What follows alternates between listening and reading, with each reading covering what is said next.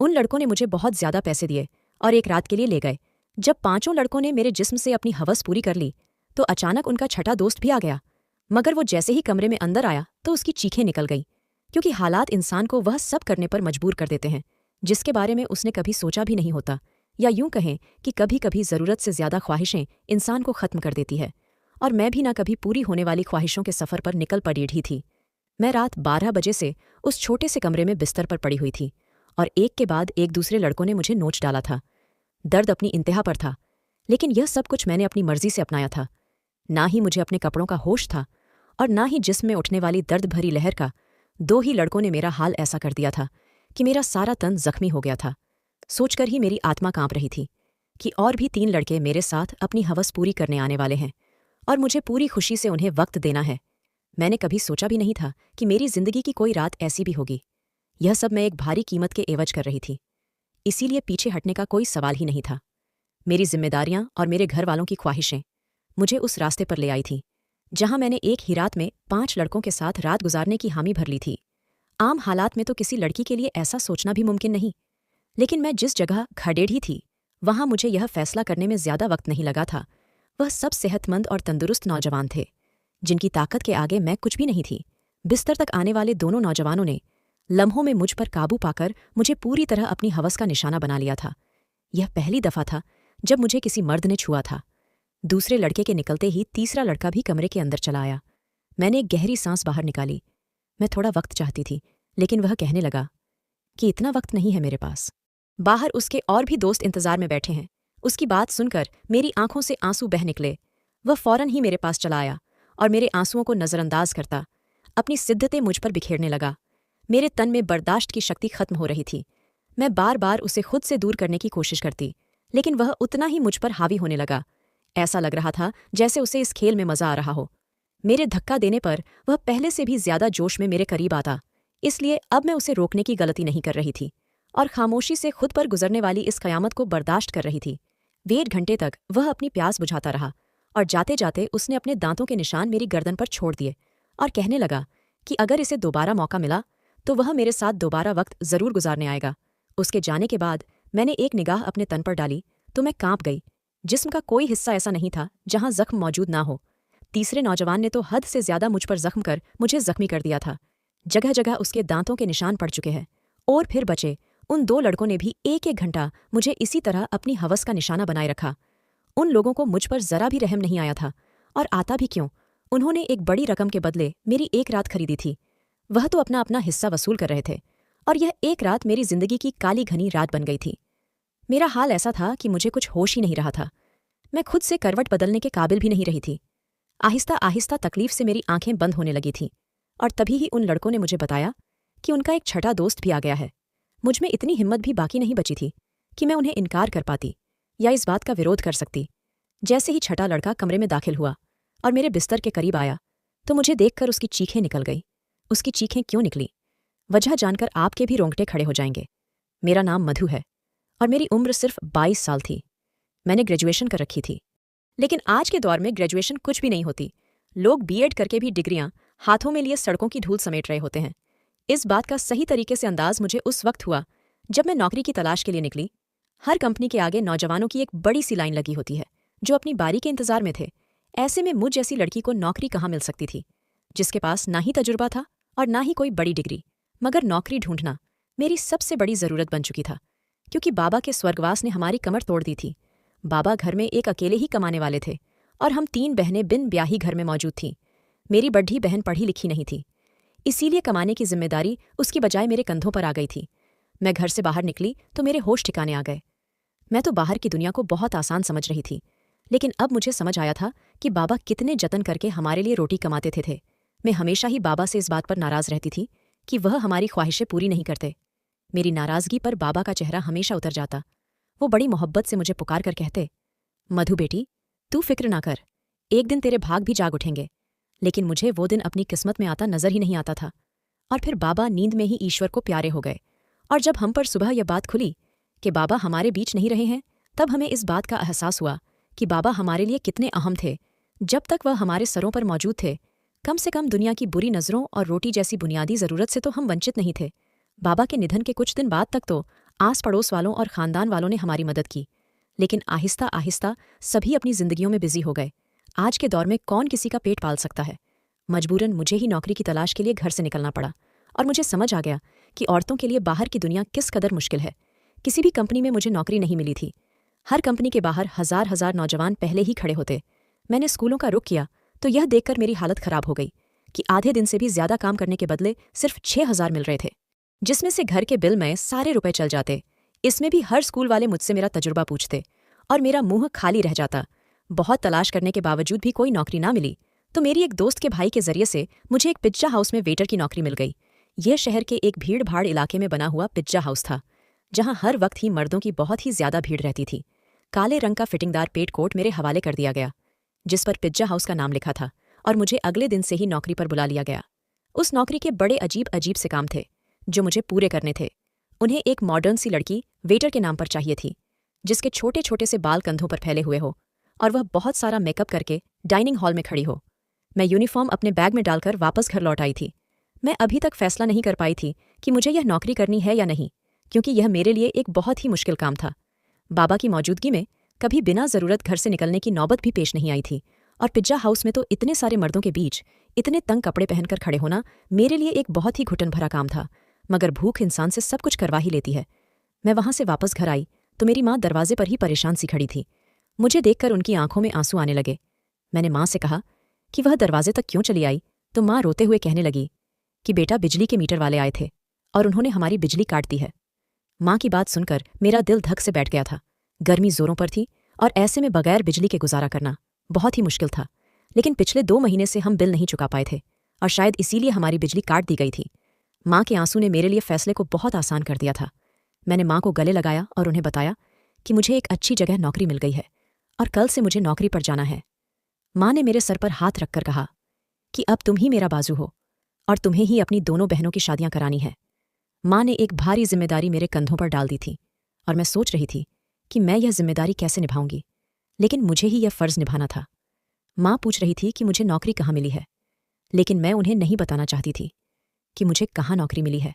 इसीलिए मैंने माँ से कह दिया कि एक बड़ी सी कंपनी में एक अच्छी नौकरी मिल गई है। मेरी नौकरी का वक्त दोपहर 3 बजे से रात 11 बजे तक था और यह बात मैंने बड़ी मुश्किल से माँ को बताई थी। मेरी नौकरी का वक्त जानकर वो हैरत से मेरी तरफ देखने लगी कि यह कौन सी कंपनी है जहां दोपहर 3 बजे बुलाया गया है। मैंने झूठ कह दिया कि यह एक मल्टीनेशनल कंपनी है जो 22 घंटे चलती है। इस वक्त हमें पैसों की इतनी जरूरत थी कि माँ ने और ज्यादा सवाल करने की बजाय मुझे तरक्की की ढेर सारी दुआएं दी और अगली दोपहर 2 बजते ही पिज्जा हाउस के लिए रवाना हो गई। मुझे क्या खबर थी कि यहां से मेरी किस्मत मुझे कहाँ ले जाने वाली है। मैंने अपना यूनिफॉर्म पिज्जा हाउस में आकर बदली थी। मैनेजर ने मुझे पिज्जा हाउस के दरवाजे के करीब ही खड़ा कर दिया और कहने लगा, आज तुम्हारा पहला दिन है, इसीलिए तुम हर आते जाते को इज्जत से वेलकम करोगी। और गुस्सा होकर कहा कि यह कैसा मुंह उठाकर आ गई हो, जाओ पहले मेकअप करो। मैनेजर की बात सुनकर मैं शर्मिंदा हो गई, क्योंकि मेरे पास मेकअप नहीं था। वहां मौजूद एक दूसरी लड़की ने अपने मेकअप से मुझे गहरी सुर्खी लगाई। वह बड़ी तेजी से मेरे चेहरे पर अपना हाथ चला रही थी और उसके बाद जब मैंने आईने में खुद को देखा तो हैरान रह गई। मुझे मालूम था कि मैं खूबसूरत हूं और मेरा रंग भी बहुत साफ है, लेकिन थोड़े से मेकअप के बाद मैं पूरी तरह निखर गई थी। मैं खुद को आईने में देख रही थी जब वह लड़की कहने लगी कि यह लोग खूबसूरती देखकर ही तो यहाँ रखते हैं, वरना काम करने को तो बहुत से लोग मिल जाते हैं। मैं जान गई थी कि यह नौकरी मुझे मेरी काबिलियत की वजह से नहीं बल्कि खूबसूरती की वजह से मिली है।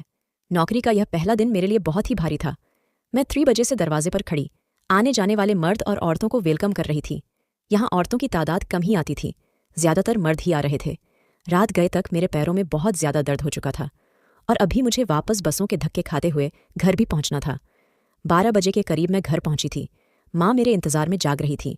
मैंने माँ के साथ बैठकर खाना खाया और फौरन ही बिस्तर पर लेट गई। मुझे बाबा की बहुत याद आ रही थी। बाबा मेरे सबसे ज्यादा नखरे उठाया करते थे, फिर भी मैं हमेशा उनसे किसी न किसी बात पर रूठ जाती थी। पैरों की तकलीफ से तड़पते तड़पते कब मुझे नींद लग गई पता ही नहीं चला। अगले दिन मैं फिर 2 बजे के करीब घर से निकल गई थी। आज मुझे दरवाजे के पास खड़ा नहीं किया गया था, बल्कि आर्डर लेने का काम दिया गया था। यह काम मुझे थोड़ा सा आसान लगा था, लेकिन कुछ ही देर में अंदाजा हो गया कि यह काम बिल्कुल भी आसान नहीं था। मैं जिसके पास भी आर्डर लेने के लिए जाती, उनमें से अक्सर मर्द मुझे सर से पांव तक देखते और मुस्कुराते। बदले में मुझे भी मुस्कुराहट जाहिर करनी पड़ती, क्योंकि यह मेरी नौकरी का नियम था। जानबूझकर ऑर्डर देने में काफ़ी वक्त लगाते और कभी कभी तो ऑर्डर देते वक्त इस कदर करीब आ जाते कि मेरा सांस रुकने लगता। यह पिज्जा हाउस मुझ जैसी वेटर की वजह से ही चल रहा था। इस बात का अब मुझे अच्छी तरह अंदाजा हो गया था कि यहाँ आने वाले ज्यादातर मर्द लड़कियों की वजह से ही आते थे। दिन तेजी से गुजर रहे थे और मुझे यहाँ नौकरी करते करते महीना हो गया था। उस एक हफ्ते में काफ़ी कुछ ऐसा हुआ जो मेरे लिए बहुत ही अजीब था। मर्दों की अजीब अजीब निगाहें, ऑर्डर देने के बहाने करीब आना और डबल मीनिंग शब्दों का तबादला। लेकिन उस नौकरी की सबसे अच्छी बात यह थी कि तनख्वाह से हटकर उस 1 महीने में टिप के काफ़ी पैसे जमा हो गए थे। मैंने उन पैसों से बिजली का बिल पे किया था। आहिस्ता आहिस्ता मैं पिज्जा हाउस के माहौल की आदी होती जा रही थी। 5 लड़के रोज़ ही शाम के वक्त पिज्जा हाउस आते और सबसे कोने वाली टेबल पर बैठ जाते। वह टेबल मेरे ही हिस्से में थी और रोज़ाना मैं ही उनके पास ऑर्डर लेने के लिए जाती थी। वह पांचों ही 24-25 साल के नौजवान थे जो मुझे गहरी निगाहों से देखा करते थे। आज भी मैं उनके पास ऑर्डर लेने के लिए गई तो उनमें से एक पूछने लगा, तुम यहाँ बहुत मजबूरी में नौकरी करती हो ना? मैंने हाँ कह दिया। उसने फौरन ही अपना कार्ड निकालकर मेरे आगे रखा और कहने लगा, तुम बहुत ही शरीफ लड़की लगती हो। अगर कभी किसी मदद की ज़रूरत पड़े तो याद कर लेना। बिना सोचे समझे ही मैंने वह कार्ड उठाकर अपने कोट की जेब में रख लिया तो वह मुस्कुरा उठा। उसके बाद यह सिलसिला चल पड़ा। रोज़ ही मैं उनका ऑर्डर लेने जाती और उनमें से कोई ना कोई मुझसे कोई सवाल पूछ लेता। रोज़ाना होने वाली इस मुलाकात की वजह से हम थोड़े फ्रेंडली से हो गए थे। दूसरा महीना भी पलक झपकते ही गुजर गया था और फिर माँ ने एक दिन मुझे बताया कि तुम्हारी बड़ी बहन के लिए बहुत अच्छा रिश्ता आया है और वह लोग जल्दी शादी करना चाहते हैं। माँ की बात सुनकर मैं परेशान हो गई क्योंकि अभी तो मैंने घर का खर्चा ही अपने कांधे पर उठाया था। शादी की जिम्मेदारी का मैं सोच भी नहीं सकती थी। माँ कहने लगी, तू अपनी कंपनी से लोन ले लो। कितनी बड़ी कंपनी है, लाख रुपये भी लोन मिल गया तो तेरी बहन की अच्छे से शादी हो जाएगी। मेरी बड़ी बहन भी 20 साल की हो रही थी और माँ उसकी तरफ से बहुत परेशान थी। अब मैं माँ को क्या बताती कि मैं तो पिज्जा हाउस पर मामूली सी नौकरी कर रही थी, लाख रुपए मुझे कहाँ से मिलते। मैंने माँ की बात का कोई जवाब नहीं दिया, लेकिन माँ की आंखों में मुझे चमकती हुई उम्मीद साफ दिखाई दे रही थी। माँ को यकीन था कि मुझे कंपनी से लोन मिल जाएगा और मैं सोच रही थी कि मेरे झूठ ने मुझे कहाँ फंसा दिया है। अगले दिन मैं नौकरी पर भी सारा वक्त परेशान रही और यह बात मेरे साथ काम करने वाली लड़की ने नोट कर ली। वह मुझसे कहने लगी कि क्या बात है मधु, आज तुम बहुत ही ज्यादा परेशान लग रही हो। मैंने उसे बता दिया कि बड़ी बहन की शादी करनी है और मेरे पास बिल्कुल भी पैसे नहीं है। मेरी बात सुनकर वह कहने लगी, तो इतना खर्चा करने की क्या जरूरत है, सादगी से विदा कर दो। उसकी बात सुनकर मैं सोच में पड़ में गई। वह ठीक ही तो कह रही थी, इतना मसला बनाने की जरूरत ही क्या थी। घर आकर मैंने माँ को यही मशवरा दिया कि वह सादगी से बहन की विदाई कर दे, लेकिन मेरी बात सुनकर माँ कहने लगी कि हर किसी को हमारे मसलों की जानकारी नहीं है। लड़के वालों ने पहले ही दहेज के नाम पर एक लंबी लिस्ट थमा दी है और अगर मैंने खाली हाथ तेरी बहन को विदा कर दिया तो उसके ससुराल वाले सारी जिंदगी उसे बातें सुनाते रहेंगे। माँ की बात सुनकर मुझे गुस्सा आ गया और मैंने कहा कि ऐसी जगह दीदी की शादी करने की जरूरत ही क्या है। मेरी बात सुनकर माँ नाराज हो गई और कहने लगी, ना जाने कैसे कैसे करके तेरी बहन का एक अच्छी जगह से रिश्ता आया है और तू इसमें भी नुक्स निकाल रही है। अगर आज तेरा बाप जिंदा होता तो मुझे तेरी मिन्नत ना करनी पड़ती। वह खुद ही अपनी बेटी के लिए कैसे भी करके रकम जमा कर लेता। माँ की आंखों में आंसू आ गए थे और उनकी बात ने मेरा दिल भी दुखा दिया था। वह ठीक ही कह रही थी। अगर बाबा जिंदा होते तो वह किसी भी तरह पैसे जमा कर ही लेते। मैंने माँ को गले लगा लिया और उनसे वादा कर लिया कि मैं जल्द ही पैसों का इंतजाम कर लूंगी। मैं खुद भी नहीं जानती थी इतने सारे पैसे मुझे कहाँ से मिलेंगे। बाप का साया वाकई औलाद के लिए बहुत बड़ा आशीर्वाद होता है। वह अपनी जान पर खेलकर भी औलाद को जिंदगी के सारे सुख देता है और मेरे लिए अपने बाप की जगह लेना बहुत ही मुश्किल था। दिन यूं ही परेशानी में गुजर रहे थे। मैंने पिज्जा हाउस के मैनेजर से पैसों की बात की थी, लेकिन मेरी बात सुनकर जिन नज़रों से उन्होंने मुझे देखा था मैं खुद ही जमीन में गड़ गई थी। वह लड़के अब भी रोजाना पिज्जा हाउस आते थे। मैं उनका ऑर्डर लेने गई तो उनमें से कहने लगा, क्या बात है, आज तो आपका चेहरा बिल्कुल ही उतरा हुआ है। उसकी बात सुनकर ना जाने क्यों मेरी आंखों में आंसू आ गए थे। वह बार बार पूछने लगा कि मैं उसे अपनी परेशानी बताऊं।